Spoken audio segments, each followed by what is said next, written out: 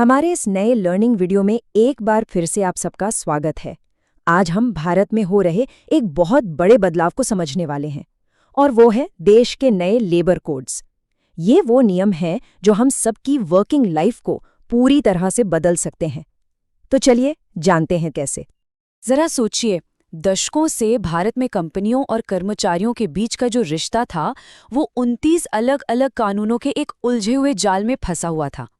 हर कानून के अपने नियम, अपनी शर्तें, मतलब समझना और समझाना दोनों ही बहुत मुश्किल था। तो सरकार ने क्या किया? उन्होंने इस पूरी जटिलता को खत्म करने के लिए उन 29 कानूनों को सिर्फ 4 सिंपल कोड्स में समेट दिया है। जी हाँ, 29 से सीधे 4। ये भारतीय लेबर रिफॉर्म्स में एक बहुत ही बड़ा कदम है। तो आज हम क्या-क्या देखने वाले हैं? सबसे पहले समझेंगे कि ये पूरा रिफॉर्म आखिर है क्या। फिर देखेंगे कि आपकी सैलरी पर इसका क्या असर पड़ेगा, नौकरी देने और निकालने के नियम कैसे बदल रहे हैं, और हाँ, सबसे बड़ा सवाल, आखिर सरकार ने ये सब किया ही क्यों? चलिए शुरू करते हैं। तो देखिए, इस बड़े सुधार के पीछे का मकसद बड़ा सिंपल है। एक तो कंपनियों के लिए रूल्स फॉलो करना आसान हो जाए, दूसरा देश में बिजनेस का माहौल और बेहतर हो, और तीसरा जो सबसे जरूरी है, वर्कर्स के अधिकार पहले से ज्यादा बेहतर और क्लियर हों। अब बात करते हैं पहले और शायद सबसे अहम कोड की, वेज कोड। ये वो कोड है जो सीधा आपकी सैलरी, बोनस और मिनिमम वेज जैसी चीजों से जुड़ा है। मतलब पैसों से जुड़ा हर नियम अब इसी एक कोड में आपको मिलेगा। अच्छा, इसमें जो सबसे बड़ा और सबसे इंपॉर्टेंट चेंज है वो है वेज की एक सिंगल यूनिफॉर्म डेफिनेशन। आप सोचेंगे इससे क्या फर्क पड़ता है? अरे बहुत फर्क पड़ता है। पहले अलग अलग कानूनों में सैलरी की परिभाषा अलग अलग थी, जिससे पीएफ, ग्रेच्युटी की कैलकुलेशन में बड़ा कंफ्यूजन होता था। अब वो सब खत्म। तो ये 50% का नियम है क्या? चलिए इसे समझते हैं। सीधा सीधा नियम ये है कि आपकी बेसिक सैलरी और महंगाई भत्ता यानी डीए आपकी टोटल सैलरी का कम से कम 50% होना ही चाहिए। अब इससे होगा क्या?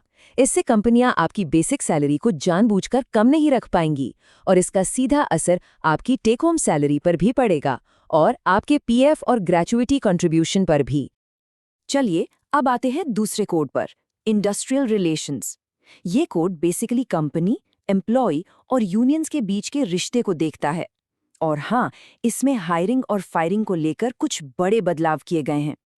यहाँ एक बहुत बड़ा चेंज है, इसे ध्यान से देखिए। पहले क्या था? अगर किसी कंपनी में 100 से ज्यादा कर्मचारी हैं तो उन्हें किसी को निकालने या छटनी करने के लिए सरकार से परमिशन लेनी पड़ती थी। अब इस लिमिट को बढ़ाकर 300 कर्मचारी कर दिया गया है। मतलब अब बड़ी कंपनियों के लिए रीस्ट्रक्चर करना थोड़ा आसान हो जाएगा। अच्छा, और भी कुछ जरूरी बदलाव हैं, जैसे अब फिक्स टर्म एम्प्लॉयमेंट लीगल हो गया है। मतलब कंपनियां आपको एक फिक्स टाइम के लिए हायर कर सकती हैं, लेकिन उन्हें आपको परमानेंट स्टाफ वाले सारे बेनिफिट्स जैसे पीएफ, ग्रेच्युटी सब देना होगा। और एक और बात, अब किसी भी स्ट्राइक से पहले 14 दिन का नोटिस देना कंपल्सरी कर दिया गया है। चलिए अब आखिरी 2 कोड्स को देखते हैं, सोशल सिक्योरिटी और ऑक्यूपेशनल सेफ्टी। हम इन्हें एक साथ देख रहे हैं क्योंकि ये दोनों ही एम्प्लॉय की वेलफेयर और सेफ्टी पर फोकस करते हैं।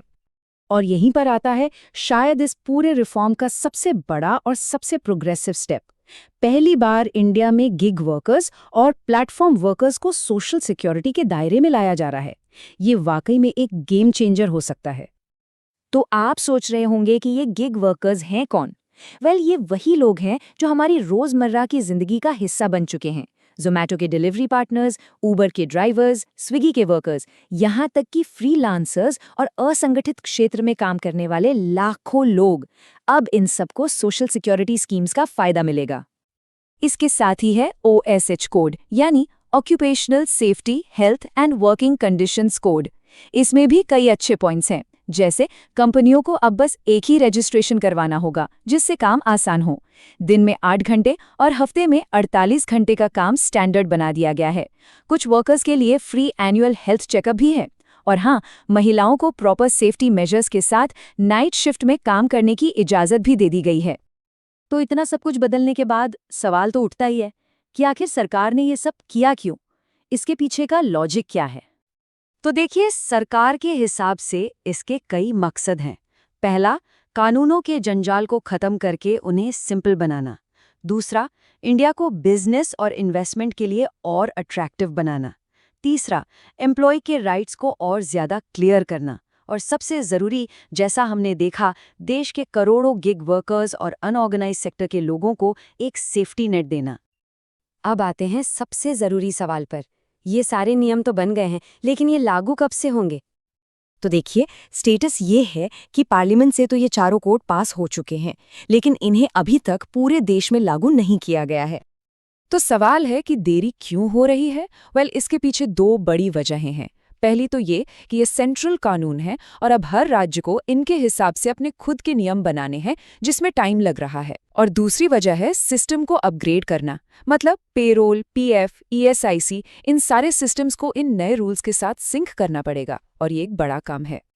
तो अंत में सवाल यही है, क्या ये नए कोड्स वाकई एक ऐसा बैलेंस बना पाएंगे जहां कंपनियों के लिए काम करना भी आसान हो और कर्मचारियों के अधिकार भी सुरक्षित रहें?